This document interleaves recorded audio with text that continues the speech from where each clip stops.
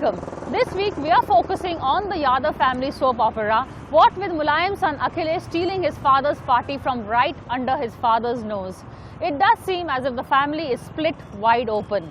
So this week in Cover Story, we are here in Lucknow bringing to you all the inside drama and the public melodrama behind this rather public split. And split it is, for though there are efforts for a patch-up, whatever patch-up there may be will only be a cosmetic exercise keeping in mind the coming assembly elections.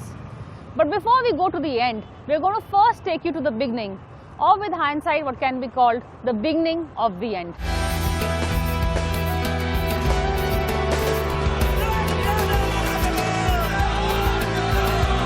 He was the Prince Charming who stormed the cowbelt in the 2012 assembly elections in his Kranti Rath.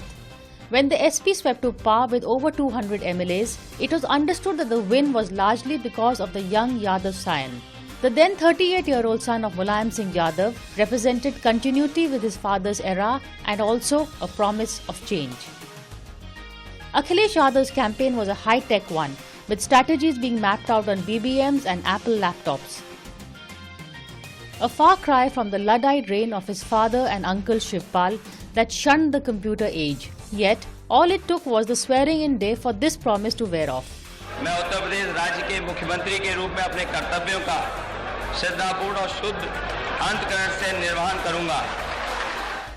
Akhilesh had campaigned against the Gunda Raj, yet the likes of Raja Bhaiya were key figures in Akhilesh's cabinet. Akhilesh's surprise elevation was not well liked by the old guard. Interestingly, it was Ram Gopal Yadav who proposed Akhilesh's name at a public meeting. Mulayam Singh, of course, was very quick to second this. Shivpal Yadav was not too happy. In fact, one could say that the seeds of competition between the two were sown at this time, because Shivpal was thinking, if not Mulayam, then it should be he who should be made the chief minister. Moreover, another one who was unhappy was Azam Khan. He even sulked at the first cabinet meeting called by the chief minister Akhilesh Yadav. What is also telling is that soon after the swearing-in, the entire cabinet was taken by Mulayam Singh Yadav for dinner at Sahara Shree's place. Now, Subroto Rao Sahara, as we know, is a good friend of Amar Singh's. So that was a sure sign that despite the change of guard, not very much had changed. The old guard was still calling the shots. I am pained to see that Akhilesh Yadav is finished. There is no hope for his revival ever again. He has proved to be an absolute failure, and chances of his removal is very, very remote. Akhilesh is sitting on chair, that's all. All the major decisions, I'm for sure that Madam Anita Singh will get it verified from father, and if Akhilesh will say that why it is happening, she will bluntly tell him, ask your father. To be fair to Akhilesh, he did manage to deliver a bit on his development agenda. Almost every district in Uttar Pradesh has a cycle path. He has also refurbished the old city in Lucknow, paved the streets with cobblestones, and he's also built a waterfront on the river Gomti that's a huge tourist attraction. Well, we are here at the Gomti Riverfront project. This is a project that has been undertaken by the Akhilesh government, and it is still being developed. About 8 kilometers long is the plan. There's going to be a boat on the water behind us. There are going to be cafes. In fact, the model is the Thames waterfront from London. In fact, this is what prompted a lot of the media to carry reports saying that Lucknow ban gaya London. This, along with the metro rail, along with the Lucknow-Agra expressway, are just some of the projects that are being undertaken by Akhilesh to show himself as the development man. देखिए, मुख्यमंत्री जी का मानना ये है कि अगर development होगी तो ग्रोथ होगा. इंफ्रास्ट्रक्चर को बढ़ाने पे उनका ध्यान है. वो अक्सर क्या करते हैं कि double the speed triple the economy, एक फार्मूला है. और जब इकोनॉमी 3 गुना बढ़ेगी तो हर वर्ग की बढ़ेगी, हर क्लास की बढ़ेगी. तो उन्होंने रोड बनवाए, उन्होंने बिजली के लिए बहुत सारे नई लाइन बिछाना, नए बिजली घर बनवाना, ट्रांसमिशन में बहुत काम हुआ. क्योंकि आप बिजली तो खरीद लेंगे या पैदा कर लेंगे, जब ट्रांसमिट नहीं कर पाएंगे तो वो कैसे चलेगा.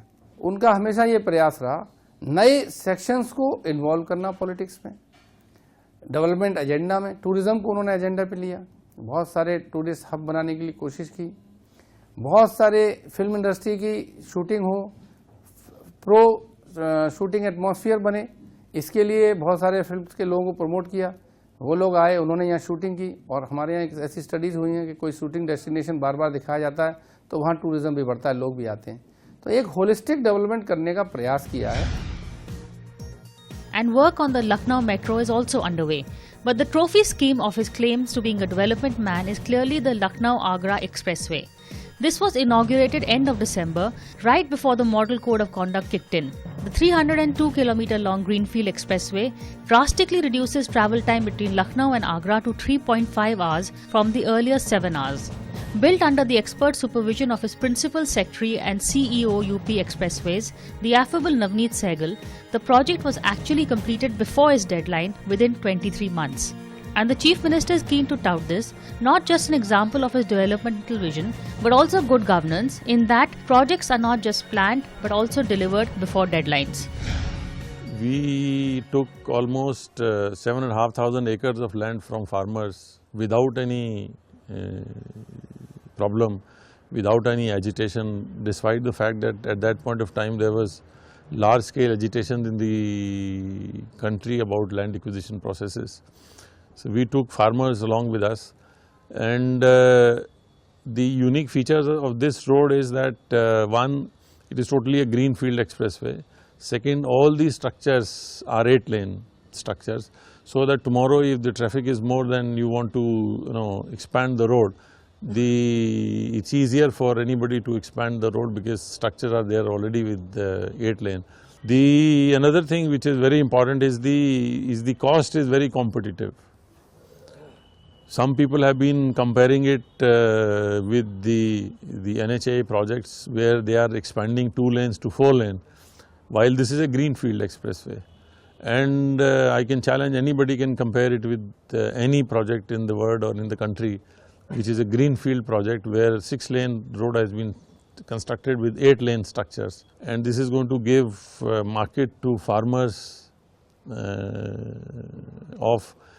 of the villages, 230 villages which are all along the highway, all along the expressway, and easy access to Delhi and other big markets where they can sell their fruits, vegetables. The launch of the 6-lane expressway was a high-profile one, with 6 Air Force jets making simulated landings on the expressway. And so chuffed is Akhilesh with this that the Chief Minister has plans for 3 more greenfield expressways in his manifesto, including one covering the 14 districts of Bundelkhand. Air Force had requested that they wanted a place to land their aircrafts in case of emergency. So 3-kilometer portion of the expressway is built for the fighter planes to land. So it's a runway constructed with their specifications and world level specifications where.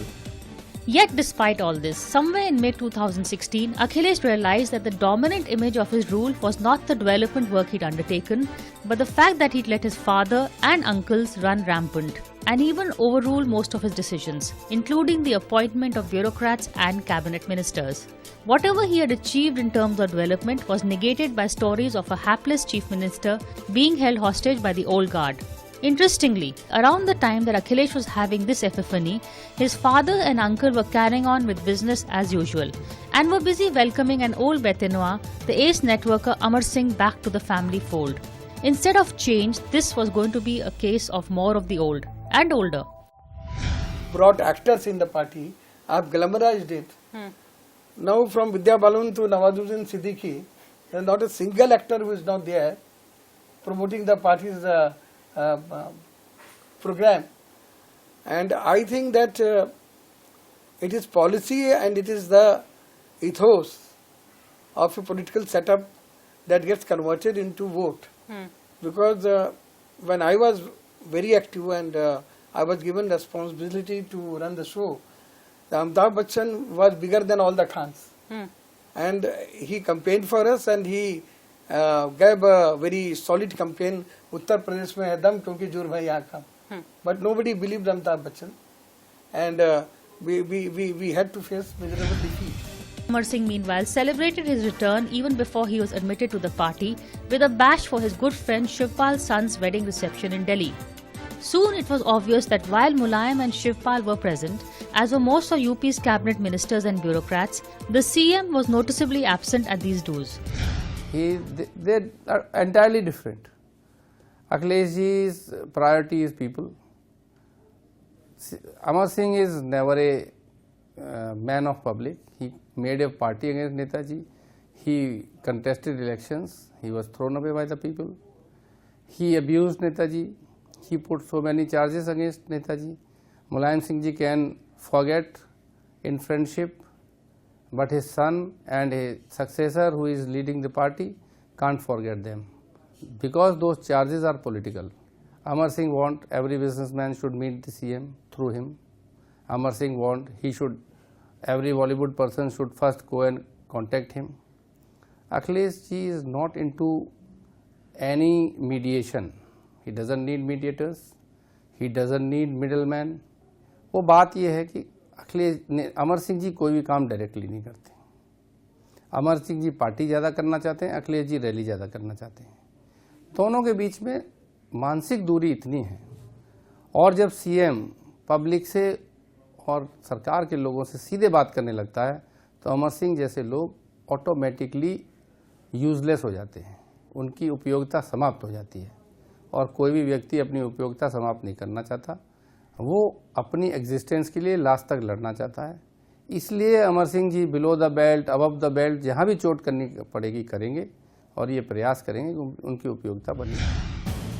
It was after one such high-profile Delhi party hosted by Amar Singh that was attended by Uncle Shivpal and most of Akhilesh's cabinet that the Chief Minister struck. He sacked the UP Chief Secretary Deepak Singhal, known to be close to Shivpal, and also two ministers, Gayatri Prajapati and Raj Kishore Singh. Both were close to Shivpal. The bugle had been sounded between uncle and nephew. It only remained to be seen which side the father would take. The father did not waste time choosing sides. Family insiders talk of the pressures from Mulayam's second wife, Sadhana Yadav, who shared his home and wanted to promote her own son Prateek and daughter-in-law Aparna Yadav. An Akhilesh loyalist, Udayveer Singh, even wrote a letter to Mulayam in October talking about vested family interests that were coming between father and son. His indication was towards the family of Sadhana Yadav, whose daughter-in-law Aparna nursed political ambitions and even sought her ticket from Lucknow Cant for the coming assembly elections. In fact, in early October, Akhilesh quietly shifted out of the family home that he shared with his father onto a bungalow nearby. The Yadav Parivar quietly took their positions and took sides in this war between father and son. Shivpal Singh ji की महत्वाकांक्षा, कोई भी आदमी विधायक बनता है, मंत्री बनना चाहता है, मंत्री होता है, मुख्यमंत्री बनना चाहता है, परिवार का होता है तो तुरंत बनना चाहता है.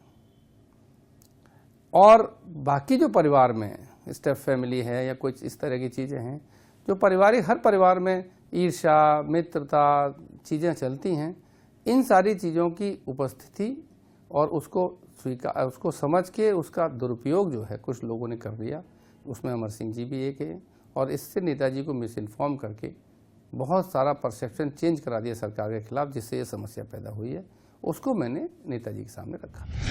I am standing here right outside the residence of Akhilesh Yadav at 4 Vikramaditya Marg. In fact, he moved here only last year, right after the Navratras, and one could say that this was the first sign of the split within the family.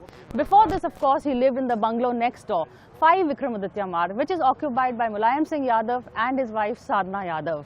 What is of course very interesting is that despite the outward gates, there is an interconnecting door between these two bungalows. And we've been told that during the fight, very often Akhilesh Yadav has used that interconnecting door to go and try and broker a truce with his father. There is also a very interesting story that was carried in the local media recently. Akhilesh's daughters, Aditi and Tina, who are of course Mulayam's granddaughters, very often go and call on their grandfather. And at one point, Mulayam Singh Yadav is said to have told them, "Your father is very stubborn." When they came and conveyed this message back to Akhilesh, the young chief minister laughed and said, "Well, we know who I've got the stubborn trait from, because clearly this is a trait that runs in the family." Yet, despite the interconnecting doors, the main lines of communication between father and son were down. And Camp Akhilesh lays the blame squarely on the influence of the other family as well as the outsider Amar Singh. The streets of Lucknow are abuzz with folklore and stories about Mulayam Singh Yadav's two families. Initially, of course, insiders were reluctant to talk about this split, but now, of course, everything is out in the open. What is interesting is that Sadhana Yadav, who lives along with Mulayam Singh Yadav in the house right behind me at 5 Vikramaditya Marg, nurtures political ambitions. More for her son than for herself, but unfortunately for her, Prateek is not politically inclined. However, Prateek's wife Aparna Yadav is and has even requested a ticket from Lucknow Cant. What is interesting is that Aparna sees herself as the young Gen X face of the Samajwadi Party, someone who could counter Akhilesh. For this reason alone, she has Shivpal's backing.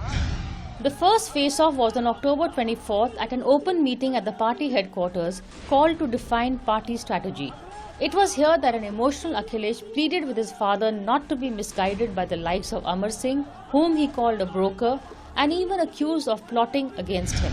Amar Singh ने आज के जमाने में tweet होता है, retweet होता है, आप उनके अकाउंट से पता कर लो। उन्होंने कहा था कि अगस्त और अक्टूबर के महीने में उत्तर प्रदेश में बड़ा बदलाव आएगा। आप दिल्ली में सबसे पूछ लो, आपके बहुत संपर्क वाले लोग हैं यहाँ, जो बहुत बुद्धिजीवी लोग बैठे हैं, वो कह रहे थे नवंबर में अखिलेश नहीं रहेगा मुख्यमंत्री। ये अमर सिंह कह रहे हैं। मेरा आपसे कोई नाराजगी नहीं है, लेकिन आपके खिलाफ अगर साजिश होगी और आपकी पार्टी के खिलाफ साजिश होगी तो मेरी मजबूरी है बोलना। It was a very emotional plea from a son to his father, from a political junior to his mentor, and would have swayed many a Netaji, but not this one. Mulayam Singh Yadav remained adamant, and instead of sympathizing, he openly upbraided his son and gave him a very public lashing. पता चला कि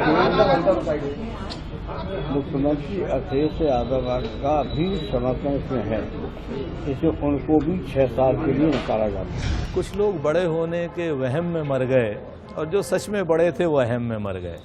ये अहम और वहम की लड़ाई है, और ये अहम और वहम की लड़ाई जैसे जैसे अहम बढ़ता रहता है और जैसे जैसे वहम बढ़ता रहता है, विश्वास खत्म होता रहता है। आज की डेट में तमाम जगहों पर विश्वास का संकट है, और विश्वास के संकट की ही लड़ाई है ये। बाप बेटे की लड़ाई आप इसको नहीं देख सकते, पुरानी और नई पीढ़ी के बदलाव के रूप में भी आप देख सकते हो, अपनी जगह पर है। लेकिन सबसे बड़ी बात ये है कि आज की डेट में अखिलेश यादव कुछ नया करना चाहते हैं, और ओल्ड गार्ड्स जो हैं वो ट्रेडिशनल धर्रे पे चलना चाहते हैं। Was this then the defining moment and the final breakdown between father and son? Was this the moment when he was at his lowest that Akhilesh decided to reach for the highest? That was basically a reincarnation of Akhilesh Yadav. वो राजकुमार अखिलेश यादव से राजा अखिलेश यादव बनने की प्रक्रिया का एक हिस्सा था 23 से लेकर के और 23 अक्टूबर से लेकर 5 नवंबर तक। अखिलेश यादव का राज तिलक हुआ, कुछ लोगों ने मन से किया और कुछ लोगों ने बेमन से किया, और कार्यकर्ताओं ने तो मन से किया, लेकिन बड़े नेताओं ने जरूर बेमन से किया। लेकिन अखिलेश यादव ने अपना राज तिलक करा लिया था 23 तारीख से लेकर के और 5 नवंबर के बीच। And just as Akhilesh had proved himself to the old guard with his Kranti Rath Yatra in the 2012 polls, he took out another Rath Yatra in November. Despite the breakdown of his Mercedes-driven Rath, the Lucknow to Unnao Yatra was a big success. The crowds gave Akhilesh the confidence to take on his uncle and father, which is why in December, when Mulayam took out a list of candidates, dropping key members of Akhilesh's team, the Chief Minister hit back with a list of his own. An angry Mulayam then expelled both the son and Ram Gopal Yadav from the party for 6 years. This time, Akhilesh did not cow down. Instead, he went in for a show of strength. Well, much to Mulayam's shock and Shivpal's dismay, more than 200 MLAs turned up for Akhilesh's meeting despite his expulsion. The Betaji had truly become a Netaji. An exuberant Akhilesh then went to call on Mulayam Singh, thinking of course that the leadership issue had been sealed. But a more pragmatic Ram Gopal Yadav realized that it was not going to be so easy, and he went ahead and called a national convention the next day in order to cement Akhilesh's leadership. Well, what happened at that national convention and all the drama, all the inside details is something that we are going to tell you, but after a quick break.